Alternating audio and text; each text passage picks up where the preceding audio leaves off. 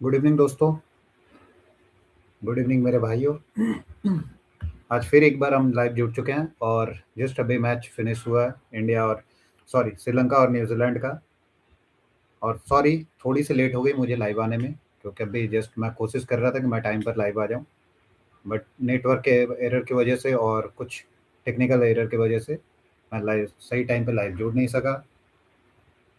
Even जो भी भाई मुझसे जुड़े हुए थे थोड़ी देर पहले, तो उनको मेरी तरफ से सॉरी। मैं नेक्स्ट टाइम से कोशिश करूंगा टाइम पर लाइव आ सकूं। तो दोस्तों, आज हम बात करने वाले हैं, हमारी जो टॉपिक रहेगी, पहले न्यूजीलैंड और श्रीलंका के बीच आज का जो मैच खेला गया वो। सेकंड, इंडिया के जो कल मैच होने वाली है जिम्बाब्वे के साथ। और थर्ड टॉपिक रहेगी वेस्ट इंडीज और South Africa. Then Rinku Singh के वो भी लेकर कुछ अपडेट्स हैं, उस पर भी हम बात कर लेंगे। साथ ही हमारी जो फाइनल टॉपिक रहेगी, जहाँ पर आप कुछ क्वेश्चन है आंसर भी कर सकते हैं, या नॉर्मल आप चैट बॉक्स में जब आपको कहीं भी कुछ क्वेश्चन हो या किसी टॉपिक पे आपकी कुछ राय हो, आप कमेंट बॉक्स में अपने कमेंट डाल सकते हैं। तो आज हम और सेकंड, आज हम बिना बैकग्राउंड के, नॉर्मल जो रियल बैकग्राउंड है उसके साथ जुड़े हुए हैं।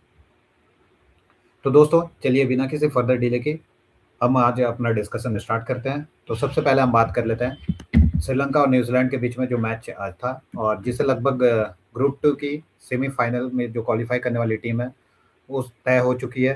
तो ये मैच श्रीलंका के लिए भी बहुत क्रुशियल था। साथ ही साथ अगर हम बात कर लें न्यूजीलैंड, उसके लिए भी बहुत ही क्रुशियल था। और हमने देखा ये मैच बहुत ही इंटरेस्टिंग हुआ, दोनों टीमों ने बहुत अच्छा प्रदर्शन किया। इवन अगर श्रीलंका की भी बात कर लें, तो एज अ जो बॉलिंग यूनिट श्रीलंका ने 17 ओवर तक बहुत ही अच्छा प्रदर्शन किया था, किंतु लास्ट के जो 3 और 4 ओवर की बात कर ले, मतलब 16 से लेकर 20 तक उनकी बॉलिंग परफॉर्मेंस बहुत ही खराब हो गई। तो हम डिटेल में पहले बात कर लेते हैं इनके बारे में।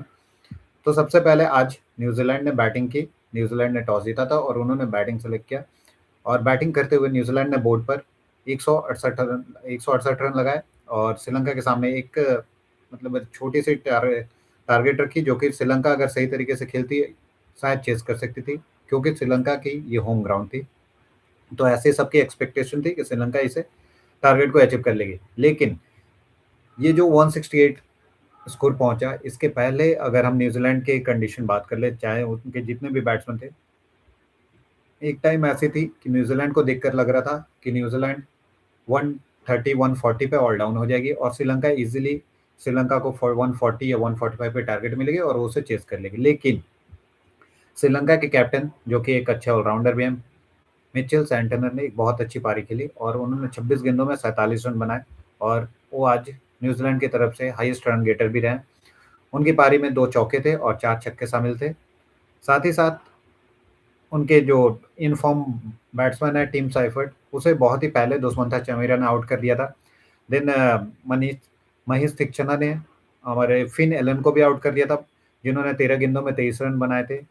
इसके बाद सचिन रविंद्र बहुत अच्छी पारी खेल रहे थे, तो रविंद्रा को देखकर लग रहा था कि एक लंबी पारी आज खेल सकते हैं और हो सकता है न्यूजीलैंड की पारी को आगे बढ़ाए, क्योंकि ग्लेन फिलिप्स भी 18 बॉलों में 18 रन बनाकर आउट हो गए थे। तो एक टाइम पर सचिन रविंद्र और आपके रविंद्रा के साथ साथ डेरिल मिचेल इस क्रीज पर थे, और लग रहा था कि इन दोनों की पारियां लंबी होगी, तो हो सकता है न्यूजीलैंड एक अच्छा टारगेट स्कोरबोर्ड पर लगा सके। लेकिन रविंद्रा भी महेश्वरा के बॉल में आउट होते हैं, और महेश तीक्षणा के बॉल में वो 22 गेंदों में 32 रन बनाकर आउट हो गए। साथ में उनके मार्क चैपमैन, वो भी 0 रन पे आउट हो गए। तो इन सबकी पारियां छोटी छोटी पारियां रही, और ये कुछ मतलब ऐसा नहीं हुआ कि सारे बैट्समैन ने डबल डिजिट में स्कोर किया। कुछ कुछ बैट्समैन ने सिंगल डिजिट में भी आउट हो गए।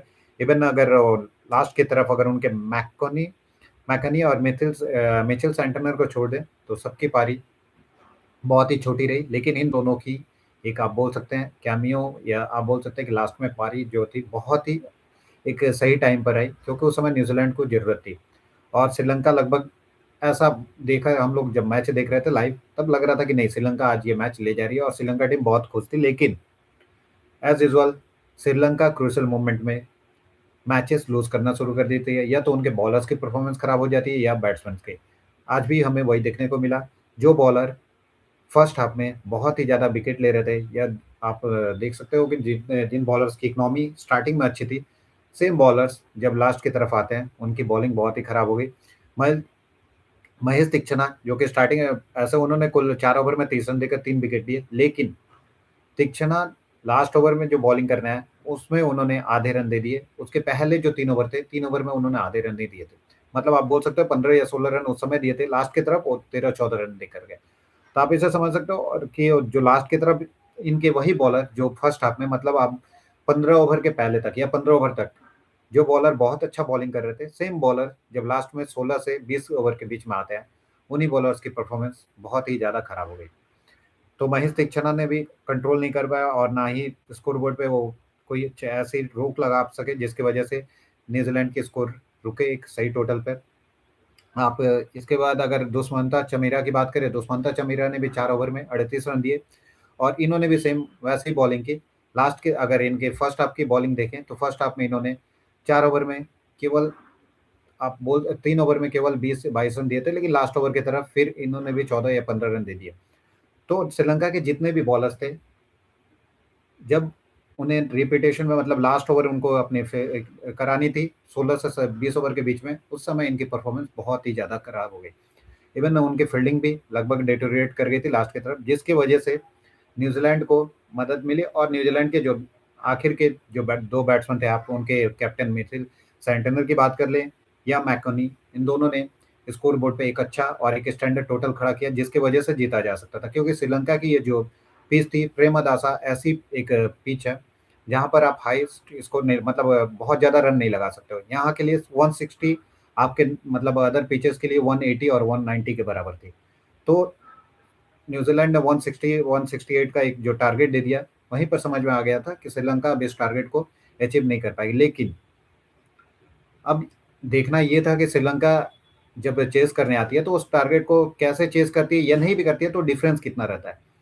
लेकिन किसी को ये एक्सपेक्टेशन नहीं थी कि श्रीलंका 107 पे आउट हो जाएगी और 61 रन से वो इस मैच को लॉस करेगी। क्योंकि सबको लगा था कि श्रीलंका में पे मतलब जो ये मैच था श्रीलंका में खेला जा रहा है, प्रेमदासा में खेला जा रहा है। तो प्रेमदासा में उस बाउंड्री, उस क्रीज के बारे में और उस पिच के बारे में अच्छी तरह से श्रीलंका को नॉलेज है, उनके बॉलर्स या उनके बैट्समैन को ये पता है कि ये पिच कैसे बिहेव करने वाली है। लेकिन तभी भी श्रीलंका से जैसी एक्सपेक्टेशन थी, श्रीलंका से वैसी पारी देखने को नहीं मिली। इवन अगर हम उनके बैट्समैन की बात करें, तो उनके जो टॉप अभी बैट्समैन है या जिनका फॉर्म बहुत ही अच्छा चल रहा है, पाथुम निशंका, वो 0 रन पे आउट होते हैं और मैट हेनरी ने उन्हें क्लीन बोल्ड किया। इसके बाद जैसे ही पाथुम निशंका आउट होते हैं, तो लगभग मैच श्रीलंका की तरफ से आप बोल सकते हो 40 to 50% मैच खत्म थी। क्योंकि पाथुम निशंका जब भी मतलब वो ऐसे बैट्समैन है, अगर वो अच्छी तरह से खेल दिए या जिस दिन उनकी बैटिंग या उनका दिन रहा, मैच लगभग खत्म रहती है। लेकिन आज उनका दिन नहीं था और आज वो आउट हो गए। लेकिन आज वो 0 रन पे आप देखते हैं आउट हो गए। देन अगर उनके कुशल मेंडिस की बात करें, कुशल मेंडिस जो दूसरे बैट्समैन थे जिनसे सभी को एक्सपेक्टेशन थी कि हो सकता है कि कुशल मेंडिस एक सही पारी खेले, लेकिन कुशल मेंडिस को भी हमने देखा कि वो फंसे-फंसे नजर आ रहे थे और आखिरकार 22 बॉलों में 11 रन बनाकर वो आउट हो गए। इसके बाद इनके पास कोई ऐसे बैट्समैन नहीं थे जो कि टॉप फॉर्म में हो या कोई भी बैट्समैन ऐसा नहीं दिखा जो कि सही तरीके से खेलकर या मैच की जैसी सिचुएशन थी, आपको लग रहा था। क्योंकि सभी को पता था कि न्यूजीलैंड और श्रीलंका का ये जो मैच है, डू और डाई मैच है। जैसे इंडिया के लिए कल जिम्बाब्वे के साथ डू और डाई मैच है, सेम ऐसी कंडीशन थी। क्योंकि न्यूजीलैंड अपना जो पहला मैच था वो ड्रॉ लेकर सॉरी वो मैच रद्द हो गई थी पाकिस्तान के साथ, तो एक-एक पॉइंट डिवाइड हो गया था। तो न्यूजीलैंड को भी इस मैच को जीतने की ज़रूरत थी और साथ में अगर श्रीलंका की बात कर लें, तो न्यूजीलैंड के पास कम से कम 1 पॉइंट था। मैच रद्द होने की वजह से, लेकिन श्रीलंका के पास 0 पॉइंट थी क्योंकि श्रीलंका अपना पहला मैच भी बहुत बुरी तरह से इंग्लैंड से हारी थी। तो हमने देखा एज़ यूजुअल जैसे श्रीलंका की कुछ टाइम से परफॉर्मेंस चली आ रही है कि श्रीलंका स्टार्टिंग के जो मैचेस होते हैं, वो बहुत अच्छी परफॉर्म करती है, लेकिन जैसे ही क्रूशियल मोमेंट आते हैं या जहाँ पर आप सेमीफाइनल या सुपर 8 मतलब क्वालिफिकेशन की मैचेस आ जाती है, जहाँ पर नॉकआउट्स के मैचेस आ जाते हैं, वहाँ पर श्रीलंका की परफॉर्मेंस डाउन हो जाती है। तो सेम कंडीशन आपको आज भी देखने को मिली और उनके किसी भी प्लेयर ने बॉलर्स ने तभी भी बहुत अच्छा बॉलिंग किया, लास्ट की तरफ थोड़ी-सी खराब हुई, लेकिन बैट्समैन में उनके कोई भी बैट्समैन सही तरीके से बैटिंग नहीं कर पाए, जिसकी वजह से श्रीलंका ये मैच 61 रनों से हार जाती है।